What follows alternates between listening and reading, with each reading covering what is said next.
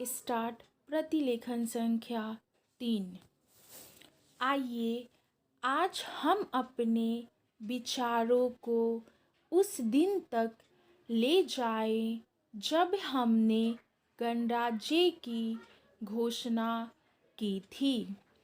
अपनी विकास की योजनाओं के संबंध में हमने वास्तव में काफ़ी प्रगति की है, परंतु क्या हम भारत के सब नागरिकों को दरिद्रता, अभाव तथा कष्ट से मुक्त करा पाए हैं?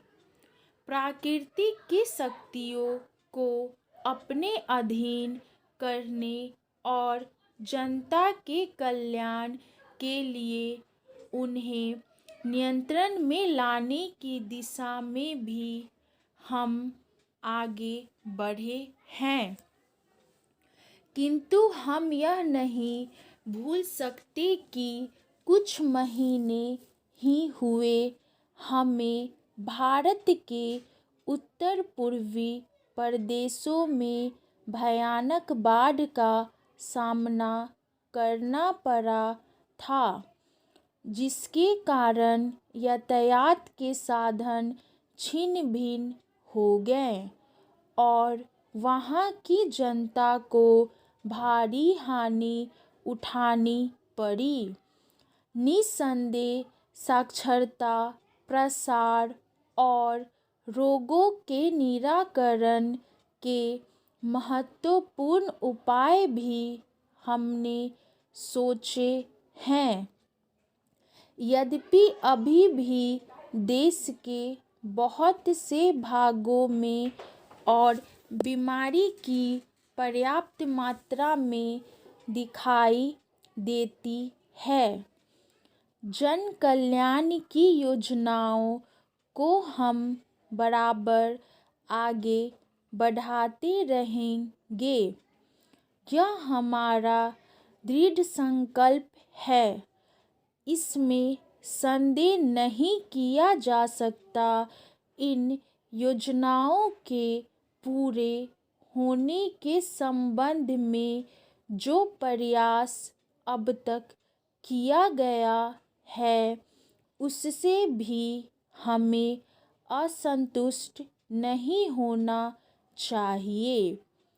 फिर भी जो कुछ अब तक किया जा सका है, यदि वह बहुत चमत्कारी नहीं दिखता, तो उसका कारण यह है कि अभी निर्माण कार्य जारी है और समाप्त नहीं हुआ है।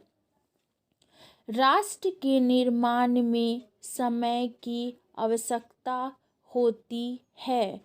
आज हमारा गणराज्य दिवस है और भारत जैसे प्राचीन राष्ट्र के इतिहास में 5-7 वर्ष की अवधि एक स्वल्पकाल है। आइए अब हम विगत वर्ष की घटनाओं पर नज़र डालें और यह देखें कि विकास के कार्यों और निर्माण योजनाओं की दिशा में हम कहाँ तक आगे बढ़ सके हैं। पैरा, यदि मुझसे यह कहा जाए कि बीते वर्ष की घटनाओं का वर्णन मैं एक वाक्य में करूँ, तो मैं कहना चाहूँगा कि संविधान में दिए गए निर्देशों के अनुसार हमने समस्त राष्ट्र के साधनों को ऐसे ढंग से जुटाना आरंभ कर दिया है जिससे यह स्पष्ट हो जाता है कि भारत में कल्याणकारी राज्य की स्थापना का श्री गणेश हो चुका है। पिछले वर्षों में हमने जो संकल्प और दावे किए थे अब वे मूर्तिमान होने लगे हैं। इसलिए अब यह समझना कठिन नहीं है कि राष्ट्र किधर जा रहा है और आगामी 10 या 15 वर्षों में हम किस स्थिति में होंगे। महानदी घाटी योजनाओं पर कार्य बराबर जारी है। इनमें से एक योजना भाखड़ा नागल योजना से बहुमूल्य पानी और बिजली पंजाब, पेप्सू तथा राजस्थान के भागों को मिलाने भी लग गई है।